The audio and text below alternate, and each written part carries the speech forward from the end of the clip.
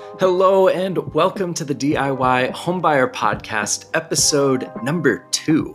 We have just doubled up the number of episodes that we have created for this podcast. Super glad that you are here. My name is Nick, the host of the podcast, as well as the creator of DIY Homebuyer Academy, where the goal is really to start a revolution in how we in the United States think about the process of buying a home.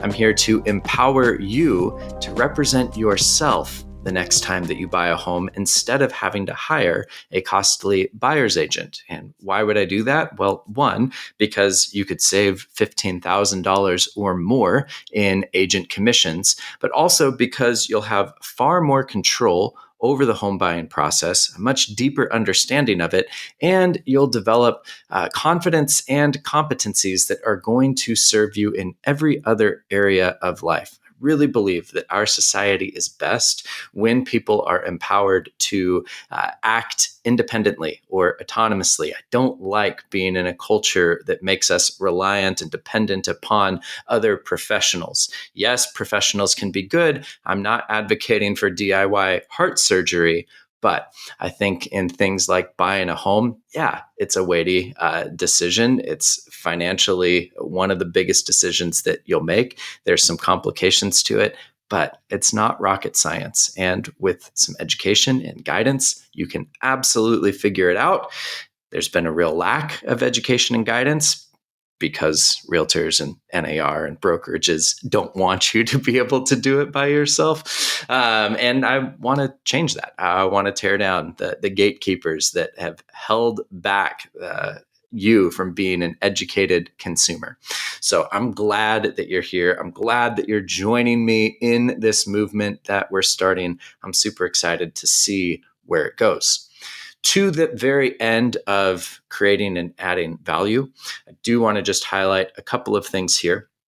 In the description below, you'll find a link to a resource that I've created for you absolutely free. It's called 5 Strategies to Save You $5,000 or more on your next home. You should totally pick that up. Like I said, I created it for you for free. You download it, and if it can save you $5,000 or more, it's kind of a no-brainer. At least that was the goal, right?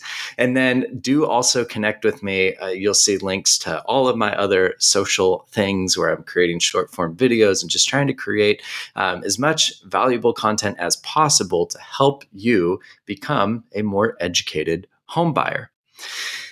The whole philosophy undergirding what I'm doing is that old Lao Tzu Chinese proverb that if you give a man a fish, you feed him for a day, but if you teach a man to fish, you feed him for a lifetime.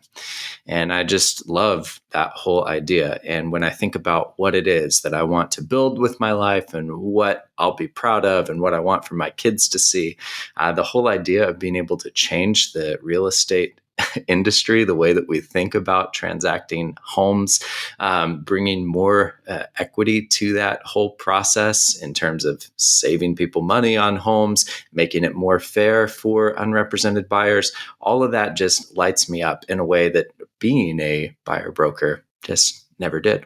So all to say, that's a long-winded intro to just say, I'm so glad that you're here.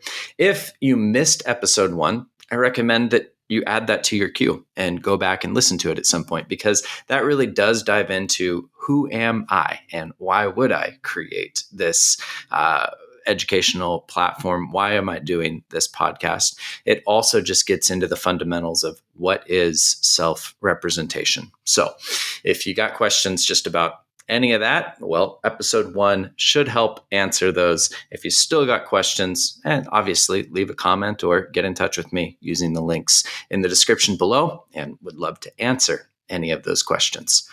All right, long-winded rambling, done. Moving into the real heart and soul of what the heck are we going to cover in this episode. And I have been creating short form videos on TikTok, which is something I never, ever in my life thought that I would say. But over the last month, part of the business strategy and way of engaging with people has been creating a TikTok channel around DIY home buying. And it's been incredibly illuminating because as I've been trying to create resources there, again, just very short videos that just talk about what it means to be a self represented buyer, I have gotten a ton of blowback from, you guessed it, real estate agents. They are not happy with me. They are not happy about what it is that I'm doing and what I'm putting out into the world. And I've gotten a lot of interesting, we'll call it interesting takes from those folks. And so wanted to get into some of that in this episode here and just kind of if you're considering DIY home buying, to just say that we're really early on changing this tide. And a lot of agents are unfamiliar with and uncomfortable with working with self represented buyers. And I just want to set those expectations up front to just say that, hey, if you're going to go at it as a self represented buyer and join this community with me, there's going to be likely some resistance that you're going to face. And so part of this episode is just helping to prepare you for that resistance. And I'll prepare you for it by exposing you to the different sort of arguments that I am seeing out there from agents. And the first one has to do with the difference between self-representation and dual agency. It boggles my mind how many agents don't know the difference between dual agency and self-representation. So let's just clear that up right now. What is dual agency? Dual agency, there's kind of two ways to think about dual agency. The high level of dual agency is where you have a brokerage, let's just say Coldwell Banker, to just call out a big national one. And underneath Coldwell Banker, they've got affiliated individual brokers that both hang their license with that Coldwell Banker office. And let's just say one of those brokers gets a listing from a seller, and the other broker is working with a buyer, and that buyer wants to buy the house that's listed by the other Coldwell Banker agent. Now that is a form of dual agency because the brokerage owns both the listing agreement and the buyer's agency agreement. And so technically, the broker, the big brokerage, is that the dual agent, and there could be like backroom conversations between the two affiliated agents under Coldwell Banker, and so that has to be disclosed. That's one form of dual agency, but that's not really what I'm talking about, and it's not really what most agents are talking about when they say that they won't work with a unrepresented buyer because they don't do dual agency. What they mean is they're talking about one agent, not one brokerage, but one agent who is working with both the seller, with the listing, and with the buyer. And what that agent is, they've got agreements with both. They've got the listing agreement and the buyer agency agreement. So they're going to get paid by both parties in that transaction. And they have a responsibility to look out for the best interests of both parties. How do you do that? How, as a dual agent, do you look out for the best interests of two parties that are opposed to one another? Well, you can't, right? That's the whole point, is that what the seller and the buyer want are opposed to one another. The seller wants as much money as possible with no contingencies and with as fast of a closing as they can get. And the buyer wants to have every protection available to them and negotiate the lowest possible price. And if there's just one agent involved, well, that agent can't look out for the best interest of both. They are absolutely neutralized to basically just help with the conversation. Now, the funny thing is that they still make a boatload of money as a dual agent, even though functionally they can't do anything really all that beneficial for either party other than facilitating the paperwork and the transaction. So I strongly discourage dual agency. In some states, it's illegal. You can't have it in this limited sense that I'm talking about, where it's one agent working with both parties. But I just say, yeah, don't do that. It's not worth paying top dollar to an agent who's functionally neutralized. But dual agency is different. It is different than an unrepresented buyer who's working directly with a listing agent who's representing their seller. Because what an unrepresented buyer is doing is they are acknowledging that the listing agent is only looking out for the best interests of the seller. They have no fiduciary responsibilities or obligations to look out for the best interests of the buyer. Now, that listing agent still has to be completely honest about anything and everything they know regarding the condition of the property. They cannot conceal any material defects. If you ask about the age of the roof or the age of HVAC systems, or if there's ever been water damage or flooding, if the agent knows the answers to those things, they have to tell you those things.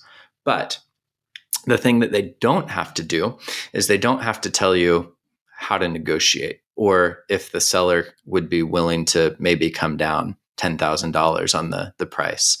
They don't have to tell you anything about how to negotiate repairs, or what inspections, or rather what contingencies you should include in a contract. If you were to ask them any of those things, they would say you should write a full price offer or higher, and you should have no contingencies. And that's because that's what would be in the best interest of the seller. And so that's all the listing agent can communicate in regards to the terms of the deal. So as an unrepresented buyer, you acknowledge that you are not looking to that listing agent to represent you, the buyer, in any way, shape, or form. That's what it means to be unrepresented.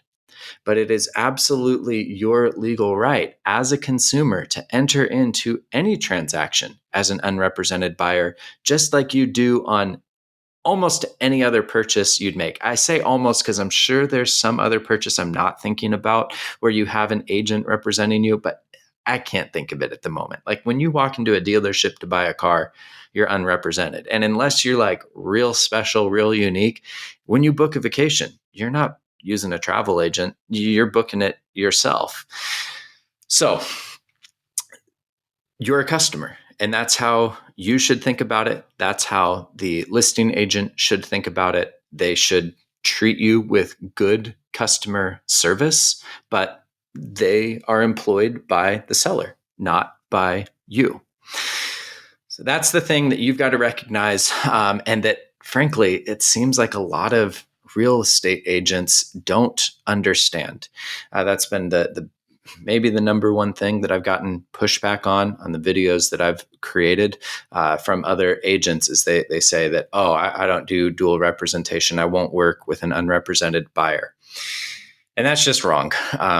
One, to try and keep unrepresented buyers unfairly out of the market is not okay.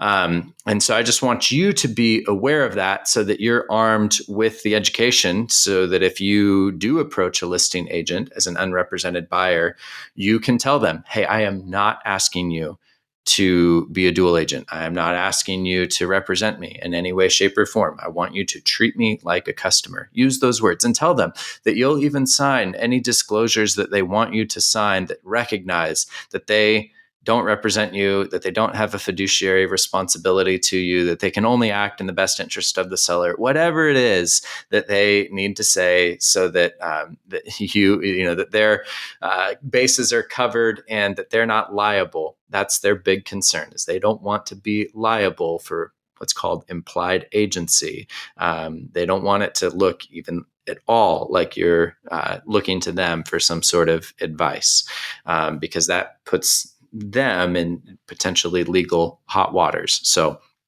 you need to understand that as a self-representing buyer. Don't put them in a compromising position. Recognize that you are going at it unrepresented, but it's not dual agency. All right. Hopefully, I have belabored that point enough, but that is something that, unfortunately, you're going to have to make really clear to a listing agent, is that you're unrepresented, you're not asking for dual agency. The next piece of pushback then that I get is, well, fine, you could be an unrepresented buyer, but it's not actually going to save you any money. So you might as well get a buyer's agent. And I created a video responding to this because this whole idea made me so frustrated and mad. I mean, this is really like when we want to get to the spirit of the NAR, the lawsuit against the NAR and some of the biggest brokerages in the United States.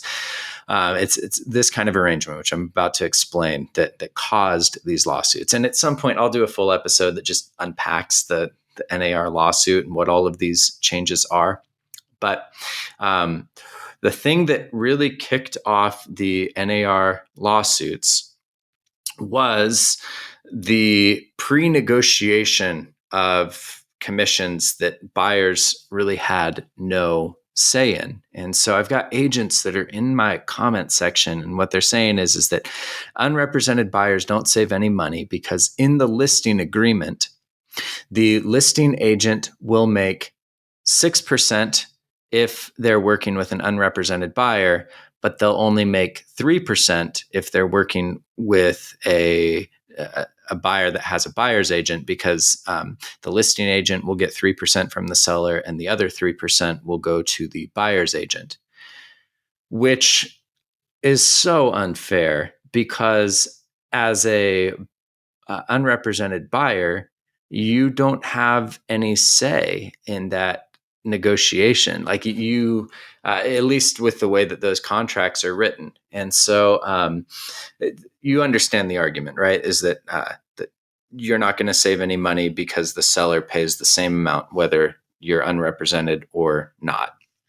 And there's going to be more lawsuits. I'm telling you, more lawsuits are going to come out against arrangements like this because it's anti-competitive in that it basically makes it so that you are incentivized to have a service and almost obligates you to have a service in order to participate in the market, which is anti-competitive and not fair. There should be a financial incentive for going without an agent, right? I mean, that just makes sense. Like when you don't use a service, the whole spirit of DIY is that you can do it cheaper when you're not having to pay for somebody else's time and labor.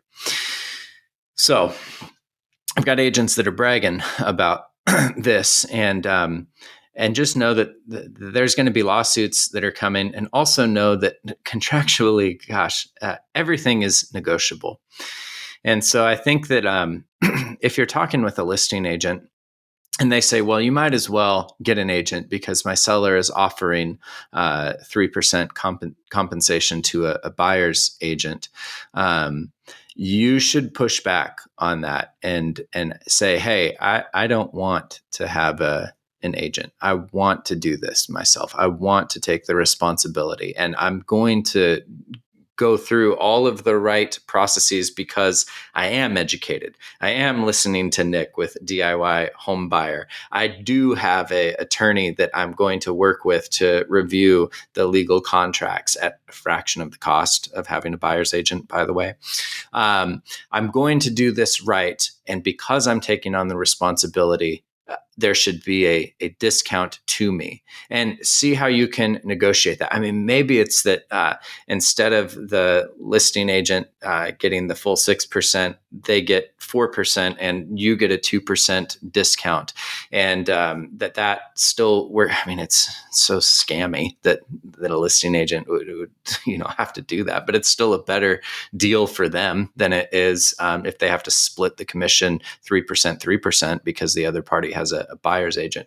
Whatever it is, just know that might be an uncomfortable conversation that you've got to have. Another way that currently a deck is stacked against self-representing buyers, and something that I'm working to fix, and that I hope that you'll join me in trying to solve. It's very, very frustrating because you should save money when you choose to represent yourself. And just side note, if you're a home seller, do not agree to what's called cooperative compensation. Basically, negotiate what you're going to pay your listing agent. And hear me out. I think that listing agents are extremely valuable. Like I would definitely recommend hiring a listing agent to sell your home. They sell so much faster, and usually they sell for a significant percentage more than when you do it FSBO. Good realtors are expert marketers. So I do see a lot of value in the listing side. But as a seller, negotiate what your listing agent is going to make. And it kind of depends on the price point of your home, but like 3% ish is probably pretty good. The idea of paying them 6 or 7% is just like, oh, that is absurd. Absurd. Could you imagine on $1 million home, a 6% commission paying a listing agent 60 grand for what? Man, I got questions, but I'll digress. That 3% is typically great. And don't offer a cooperative, a set buyer agent fee. Set it aside in your mind that with the way things currently are, most likely there'll be a buyer's agent on the other side, and be open to offering some sort of a credit to help that buyer out so that you can close the deal. But don't negotiate against yourself by determining what that amount is upfront. And so when your listing agent approaches you, say, yeah, I'll pay you 3% or whatever it is to list my house. And as far as what we'll pay a cooperating broker, negotiable, no set amount. And that will also make it fair for unrepresented buyers, because what the listing agent makes, their job is to sell the home. And so they should get paid for helping sell the home. And it shouldn't matter who's on the other end of that, as long as they can come through, perform, and close it. And I have seen so many buyer's agents blow deals up over the stupidest stuff because they're trying to prove their value. And this is getting into other comments that I've had realtors making on my content, is that, well, self-represented buyers don't close transactions. They screw things up and they make it terrible. And I just reply to that with like, one, where's your data? And two, let me tell you who screws up deals and transactions. It's freaking buyer's agents. I see it all of the dang time. They just get too cute and they try and prove their value, and they make mountains out of molehills, and it's crazy. And they demand so much freaking compensation that they make the house $15,000 to $20,000, or the whole transaction $15,000 to $20,000 more expensive than it needs to be. But I digress. The point is that having it so that the listing agent has just their pay negotiated with the seller makes it far more fair for unrepresented buyers to participate in the market. And bringing it all together, the last thing that I will say in this episode is that as a self-represented buyer, especially being so early in this movement, you really need to have your ducks in a row. You really need to approach this process knowing that, yes, the deck is stacked against you. Yes, there are ways, like you will figure out a way to save 2 to 3% on your next home as a self-represented buyer. But there's just a lot of skepticism. And so you're going to need to prove to the listing agent and to the sellers that you're serious. And the ways that you do that are by coming in prepared, by being pre-approved, having talked with your lender, having really dialed in your finances, by really knowing your stuff. And the fact that you're listening to this podcast and engaging with DIY Homebuyer podcasts tells me that you are the kind of person who realizes what a big decision this is and realizes how important and meaningful and binding contracts are. And so you are an educated homebuyer, and you should tell listing agents and their sellers that, hey, I'm not just like Joe Schmo off the street who knows nothing about real estate. Like, this is something that I think about. I know how this process works. I am learning about it. I'm educated. I've got people in my corner. I'm going to do this right. You need to convey that sense of seriousness to them. And you need to know what your rights are.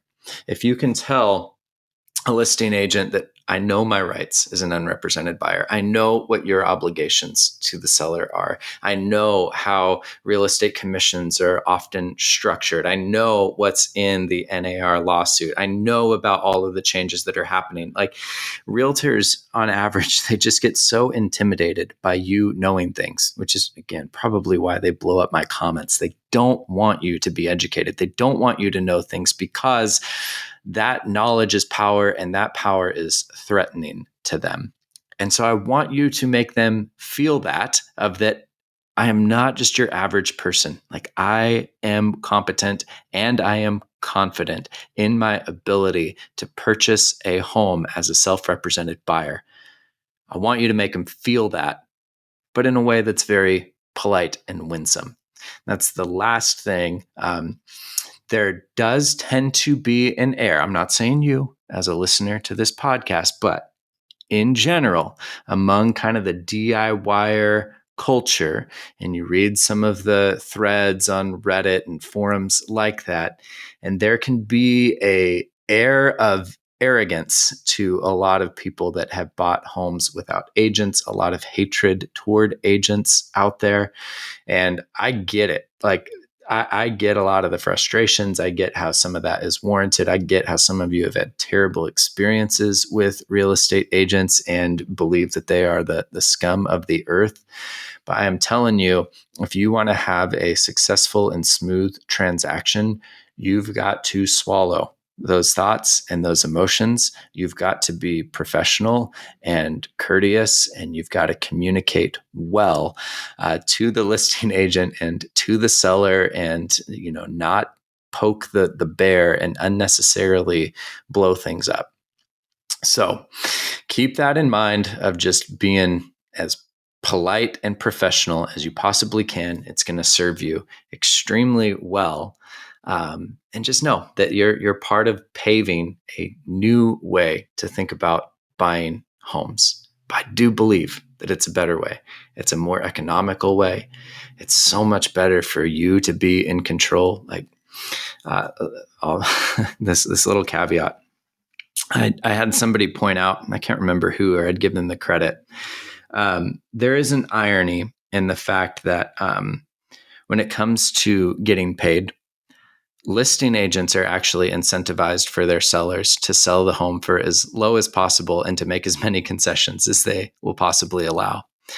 And buyers agents are actually incentivized for their buyer client to pay as much as they will and to ask for as little as possible, because that's how deals close, right? Is either when sellers give away a lot or when buyers don't ask for much. And so it is just funny how, like, the whole system is kind of inherently misaligned.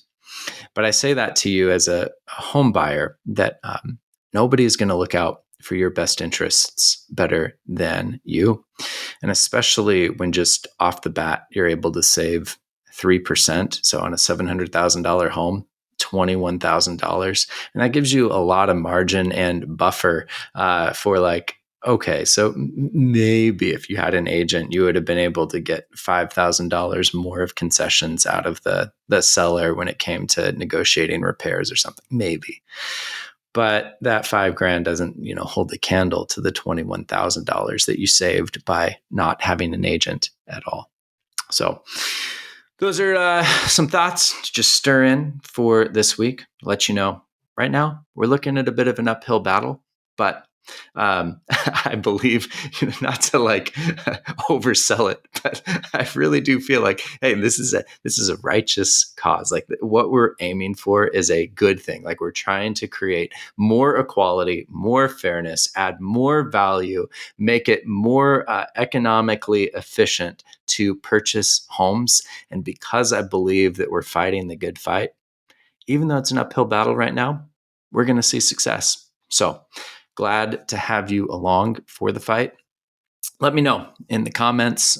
Get in touch with me. I would love to hear your thoughts, what your experiences have been with realtors, with being a self-represented or a DIY home buyer. Let me know what questions this episode raised for you. If I totally bunged up the explanation of things like dual agency, I'd love to follow up later and clear up anything that I missed. We're still early on this podcast, so your feedback is incredibly valuable to me. And then, of course, like I said, make sure you pick up that 5 strategies to save you $5,000 or more on your next home. Do follow, like, subscribe, share, all of the things to help build up our tribe of self-representing buyers. We need more people fighting the good fight with us. So let's make it happen. I'll see you in the next one.